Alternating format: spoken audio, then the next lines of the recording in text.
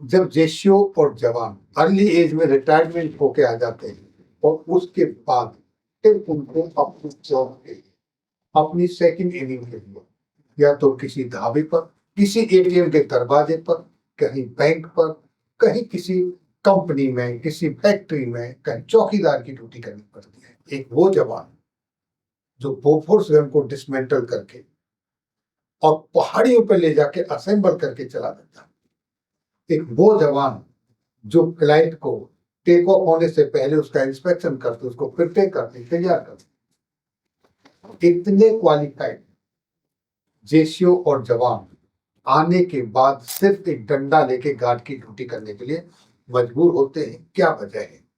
इस सब के समाधान के लिए लेटर लिखा गया है। एक लेटर है जो आपके सामने है, कर्नल रण सिंह ढोडी साहब की तरफ से लिखा गया है। आज हम चाहेंगे कि कर्नल रण सिंह ढोडी साहब इस लेटर के बारे में खुद बताएं। तो कर्नल रण सिंह ढोडी साहब, आपका स्वागत है, प्लीज आप आइए।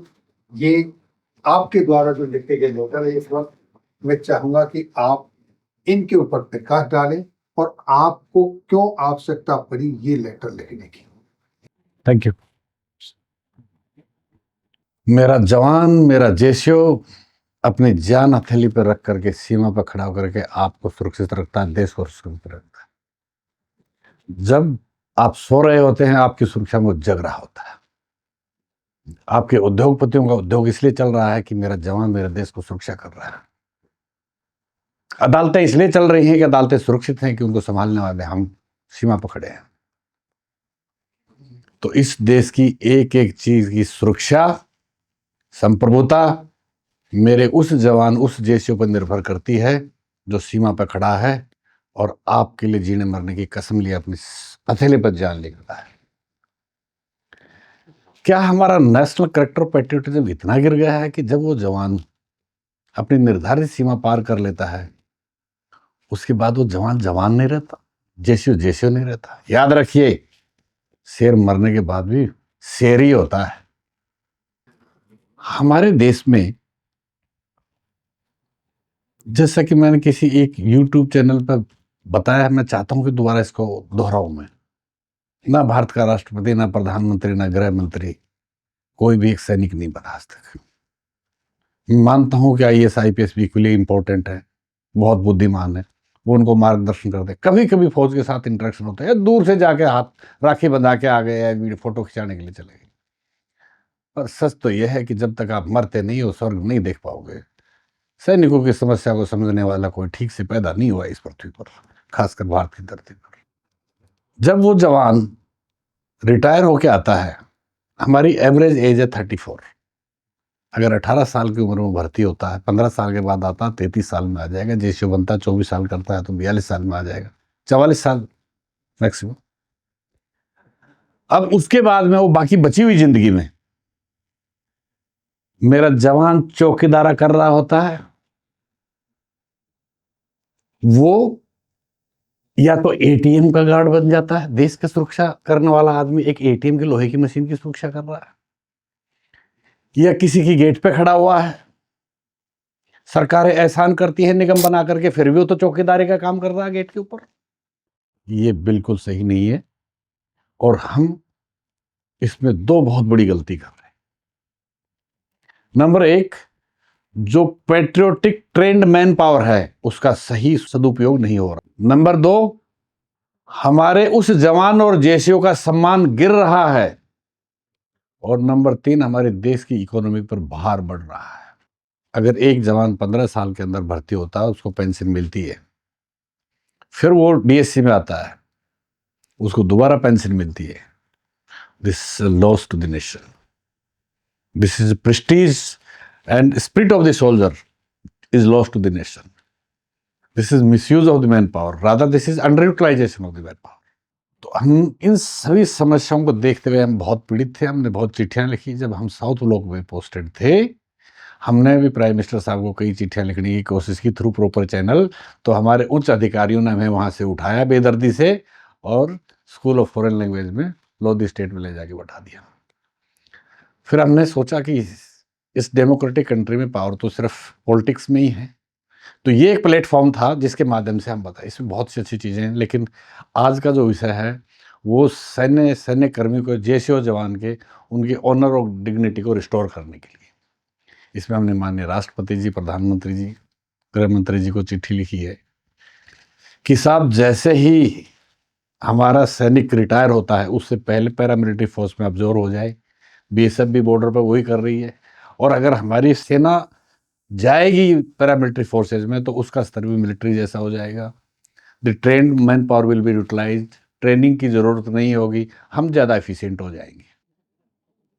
जितने भी स्कोप है गवर्नमेंट के, जो मैं गवर्नमेंट के पावर्स में इंटरफेयर नहीं करना चाहता, मैं उनको मिसलीड नहीं करना चाहता, लेकिन मैं ये ज़रूर चाहता हूँ कि उनका 100% अब्जॉर्प्शन हो जाए और 60 साल तक उनको यूनिफॉर्म की सेवा मिले, देश का सम्मान करने का अवसर उनका जारी रहे, और जिस शपथ लेकर के देश के लिए जीने के लिए दी, मरने के लिए कसम खाई थी, वो जब तक जिए तब तक झंडा फहराते रहें, और जब मरें तो झंडे में लिपट के आए।